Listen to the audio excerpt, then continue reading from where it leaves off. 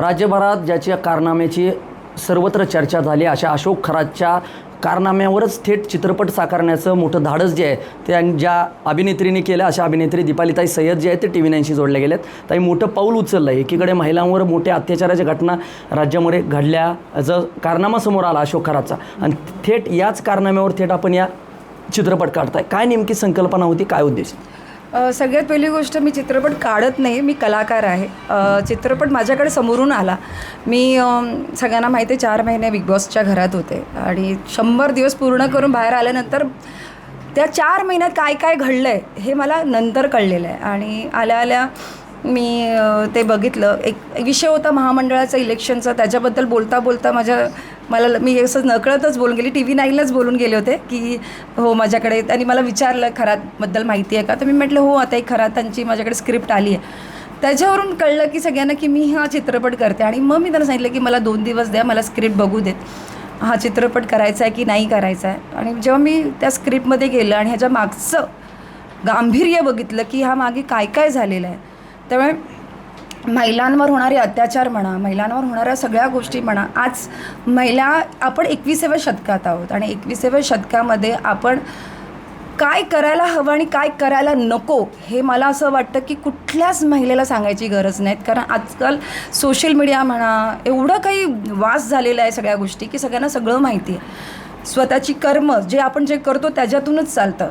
श्रद्धा आणि अंधश्रद्धामध्ये एक लाईन आहे आणि ती लाईन आपल्याला जपली पाहिजे. आणि त्याच्या पलीकडे जाऊन आपण जेव्हा ह्या सगळ्या गोष्टी करायला जातो तेव्हा हे कुठेतरी असं सगळ्या गोष्टी घडतात. आणि ह्या स्क्रिप्ट बघितल्यानंतर मला असं वाटलं की आपण कुठे ना कुठेतरी ते अवेअरनेस करायला पाहिजे की लोकांना हे कुठेतरी जागरूक व्हायला पाहिजे की अजूनही तुम्ही कुठेतरी, आपण म्हणतो 21व्या शतकात, पण अजूनही आपण कुठेतरी मागेच आहोत. तर अजून ह्याच्यातून बाहेर यायला पाहिजे. आणि हा स्क्रिप्ट रोल वाचल्यानंतर मला असं वाटलं की एवढं काही घडामोडी झाल्या त्याच्यात, की एवढं काही सगळ्या गोष्टी आहेत की म्हणजे राजकीय सगळेच ह्याच्यात सामील आहेत. आणि हे सगळं जेव्हा ऐकल्यानंतर वाचल्यानंतर मला जेव्हा स्वरूपने हे सगळं मला ऐकवलं तेव्हा मला असं वाटलं की मोठी माणसं ह्याच्यामध्ये आहेत. आणि म्हणजे अंगावर काटा आला बघितल्यानंतर की हे जे काही आहे, हे जेवढं सत्य आहे, हे सगळं सत्य आपल्याला पडद्यावर टाकायचं आहे आणि ते दाखवायचं आहे, लोकांपर्यंत पोचवायचं आहे. आणि काय खरं आहे, काय सत्य आहे हे ते पोचवायचं आहे. आणि त्यासाठी मी म्हटलं होकार केला. कुठंतरी हे पाऊल उचलत असताना धमकीचे फोन येणं, कसं काय नेमकं त्या स्वरूपात? हां, त्याच्यामुळे मला कुठेतरी त्याचं जाणवलं की तो फोन कॉल येणं, आणि तेव्हा मी थोडीशी हे झाली होती, हादरली होती. पण मी त्या फोन कॉलला एक पॉझिटिव्हिटीने घेतलं की जर नेगेटिव्हिटीने विचार केला असता तर मी घाबरून थांबले असते, मी नकार दिला असता. कारण तोपर्यंत मी होकार दिला नव्हता. मी आजच ज्या पद्धतीने फोन कॉल होता त्या फोन कॉलला मी पॉझिटिव्हिटीने घेतलं आणि मी म्हटलं की नाही, हा आता मी रोल करणार आणि हा रोल खूप त्याच पद्धतीने करणार ज्या पद्धतीने खरं जे काय असेल ना ते पडद्यावर यायला पाहिजे आणि त्याच पद्धतीने हा रोल साकारणार. आणि मी त्याला पॉझिटिव्हली घेतलं. कारण मी अभिनय क्षेत्रातसुद्धा आहे आणि राजकीय क्षेत्रातसुद्धा आहे. या दोन्ही समतोल सांभाळताना ह्या सगळ्या गोष्टी होत असतात. त्यामुळे अशा फोन कॉलला घाबरायचं काय, न घाबरता उत्तर दिलं पाहिजे आणि उत्तर हे काम करूनच देता येणार आहे.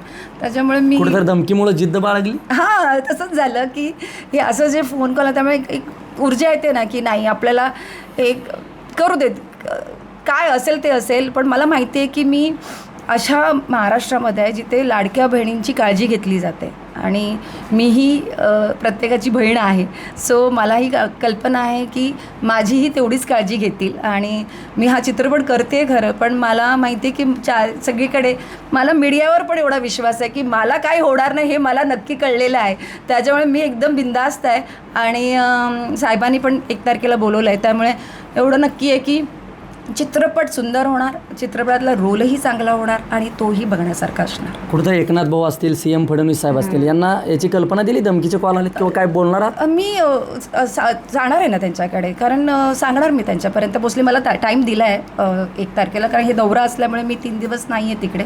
इथून जाणार तेव्हा त्यांच्याकडे जाणार, त्यांनाही सांगणार, CM साहेबांना सांगणार, दोघांनाही भेटणार आहे. कुठेतरी आपलं पण सुमित्रा वहिनींना सुद्धा भेटणार. कुठेतरी ताई राजकीय करिअरच्या माध्यमातून महिला पुढे येताना पाहायला मिळतात. ज्या पद्धतीनं आपण एकनाथ भाऊंच्या शिवसेनेमध्ये कार्यरत आहात, दुसरीकडं रुपालीताई या कारनाम्याच्या प्रकरणामध्ये एकंदरीत चर्चेत आले आणि राजकीय पदापासून त्यांना दूर व्हावं लागलं. कुठेतरी तीच भूमिका आपण चित्रपटात साकारता.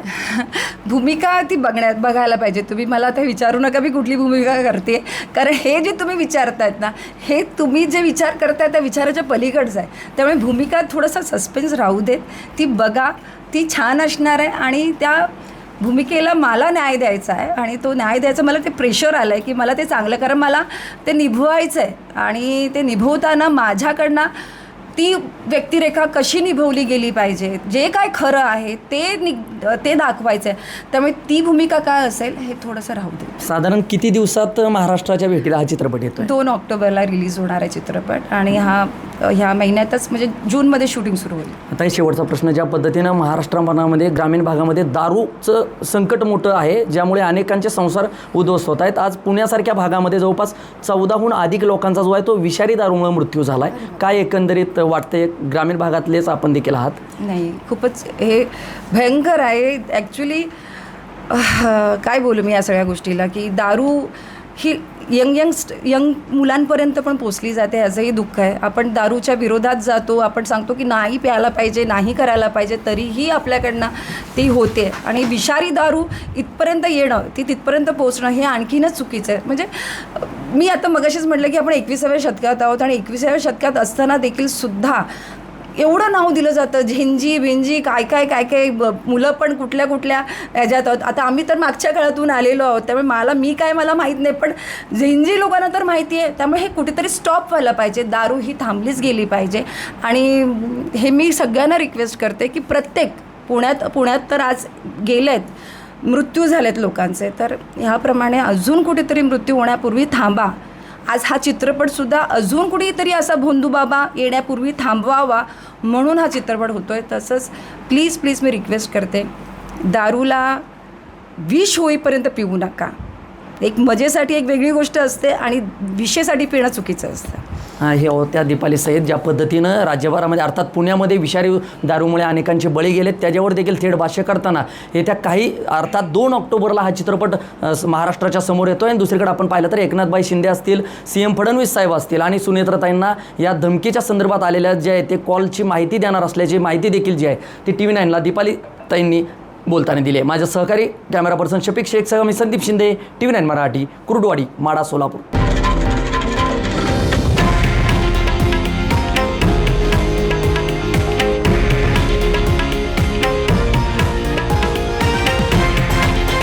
हे आहे देशातील नंबर 1 न्यूज नेटवर्क आणि आपण पाहत आहात TV9 मराठी, एकमेव.